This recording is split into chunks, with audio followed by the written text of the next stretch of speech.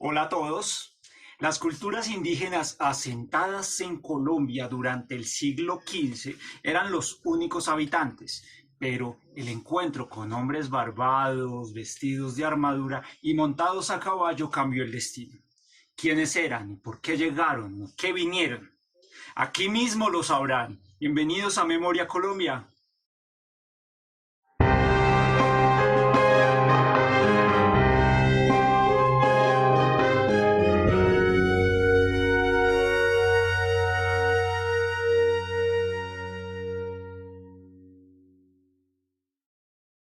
800 años pasaron los habitantes de la península ibérica ocupados por los musulmanes, y la lucha extenuante para expulsarlos del territorio se concretó con el esfuerzo de los reyes de Castilla y Aragón.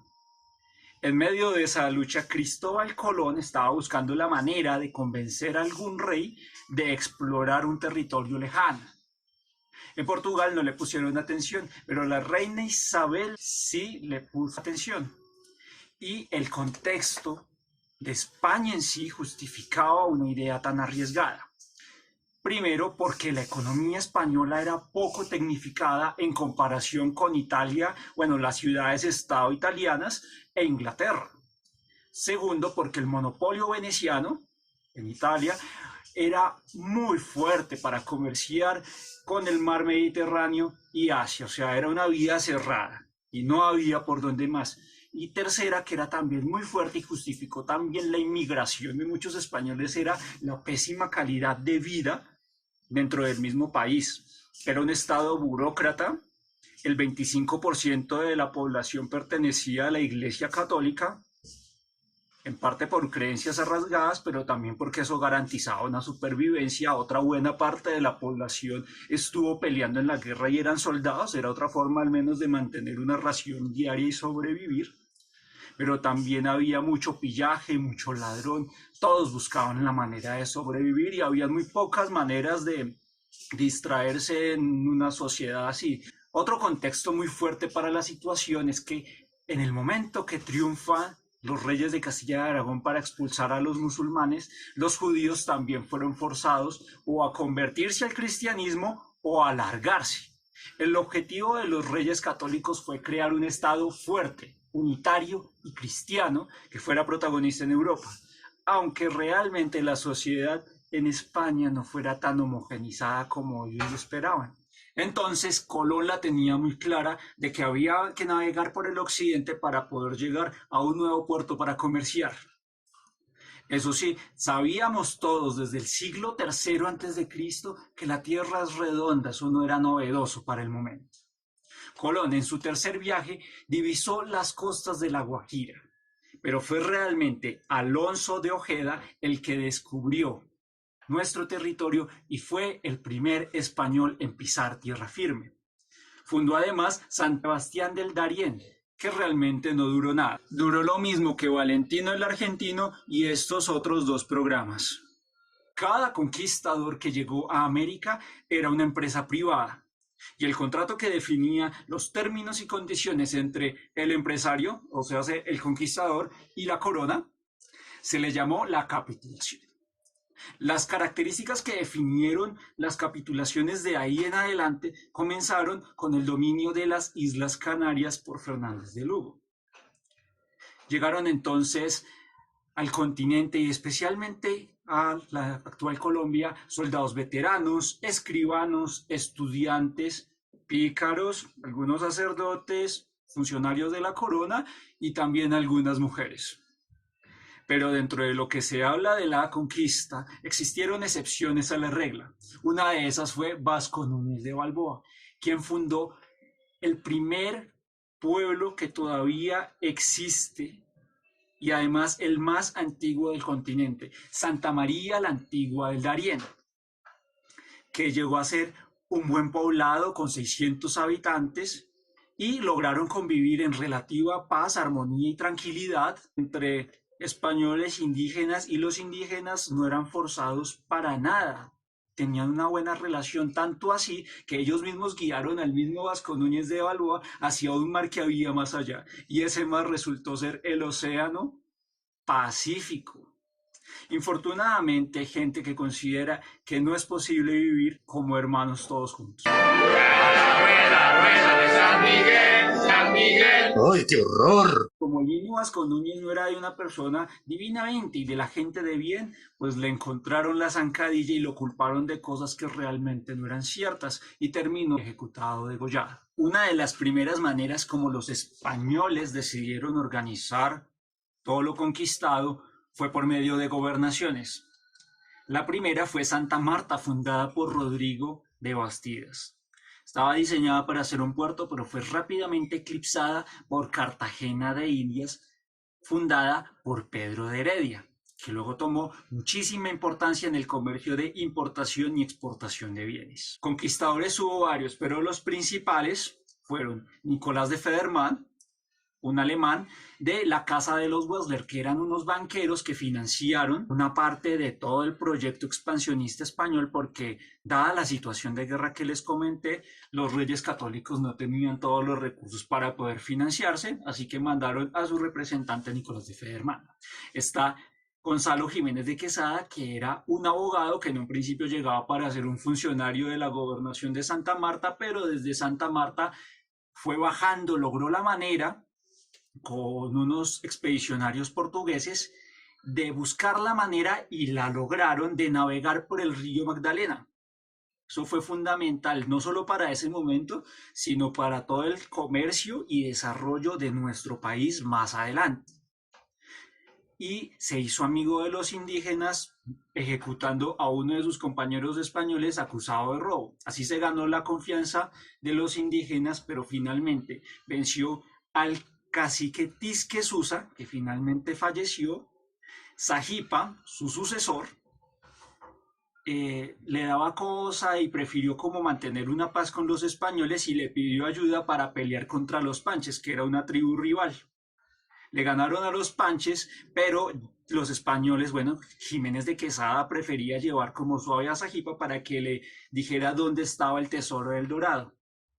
Sajipa nunca se lo dijo y murió torturado. Sebastián de Benalcázar es otro conquistador que venía desde Quito y fundó las ciudades de Popayán y de Cali. Así, de esta manera, estos conquistadores y otros varios más iban tomando territorio y lo fundaban. Cada pueblo era establecido y organizado en forma de cuadrículas, cada calle. Y hagan de cuenta que todo eso estaba organizado y jerarquizado como un concierto. Entonces estaba la zona VIP donde estaba la iglesia catedral, estaba la plaza principal donde ocurría todo, estaban los comerciantes, la gente más importante y todo el poder. Luego detrás estaban todas las personas que les ayudaron a soportar eso, pues los más o menos importantes, y de ahí para atrás, gallinero. El problema es que se conquistaba y se tomaba botín. Todos los conquistadores iban por un botín.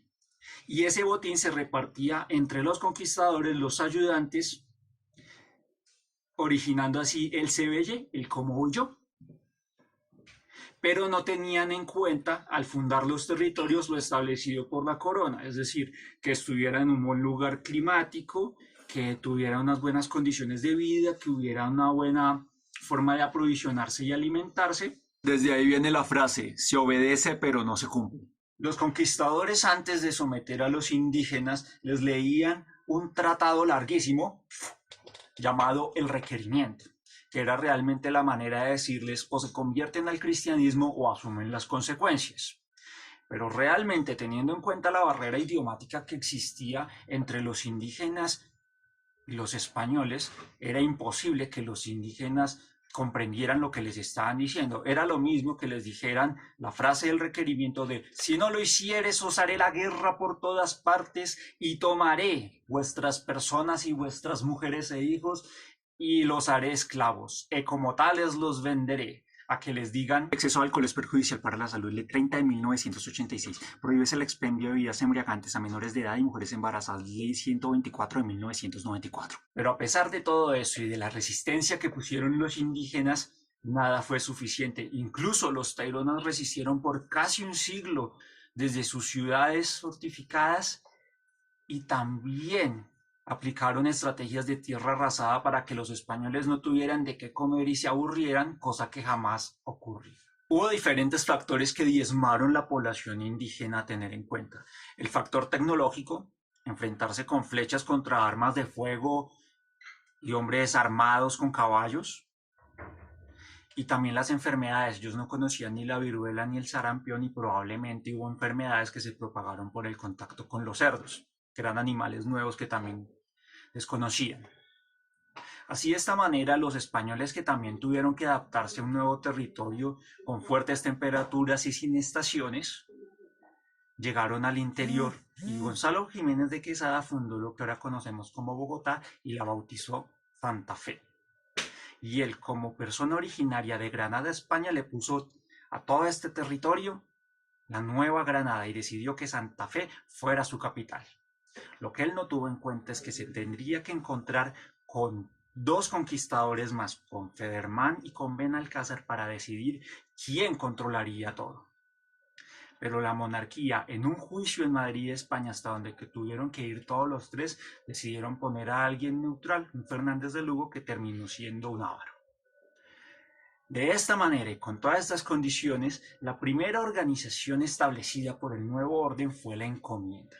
¿Eso qué quiere decir?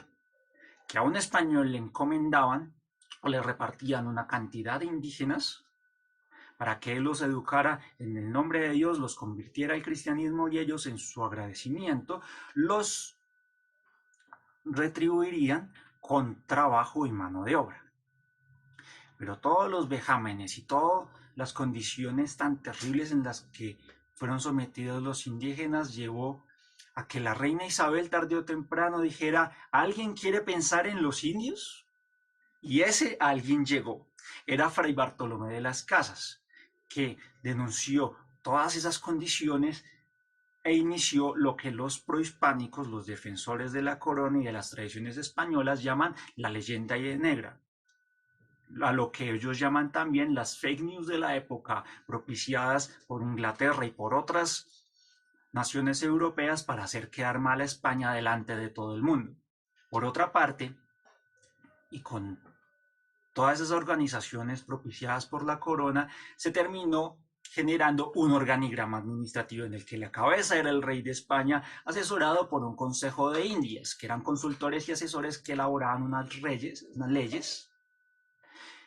De acuerdo a su importancia, los territorios de América eran virreinatos o capitanías. En el caso de Perú, que era una de las joyas, o Nueva España, que es la actual México, eran virreinatos. Con el tiempo, nuestro territorio, la actual Colombia, por su importancia con Cartagena como puerto y por la gran extracción de oro, nos terminamos convirtiendo en el virreinato de la Nueva Granada, que también tenía su mini consejo de Indias. Era una audiencia, la audiencia tenía unos jueces que eran los oidores, y cada ciudad tenía un cabildo en el que los españoles y los criollos tenían un poder de decisión. Y habían unas personas en lo más bajo del organigrama que relataré en unos próximos vídeos. La conquista finalizó en la década de 1550 y de 1560, alterando completamente las relaciones incluso con el ecosistema y nuestra alimentación. Llegaron los españoles hasta los llanos, pero ya no había nada que explotar. Con el tiempo nos daríamos cuenta que en el subsuelo estaba toda la riqueza.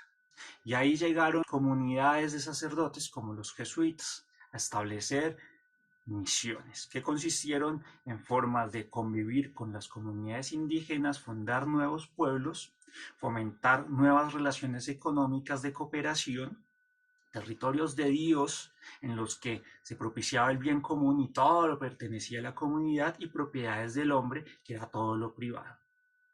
Desarrollaron tanto la ganadería y la agricultura que lograron exportar bienes a lo que ahora conocemos como Venezuela. Una forma muy diferente de hacer las cosas, como la que también propuso Vasco Núñez de Balboa. Como pueden ver, el encuentro entre culturas no fue un amor a primera vista, fue un choque violento muchas veces entre españoles e indígenas, españoles y otros españoles, para definir el funcionamiento de una nueva sociedad. ¿Cuál es tu balance de la conquista? Quisiera verlo en la caja de comentarios. Y como no solo de pan y de redes sociales vive el hombre, en la descripción verás mis artículos y recomendados y fuentes para profundizar. Si te gustó el video, compártelo. Clic y pulgar arriba y suscríbete al canal y también tilín a la campana para que recuerdes que Memoria Colombia lucha contra el olvido y próximamente encontrarás más y más para conocer y entender nuestra historia. Hasta pronto.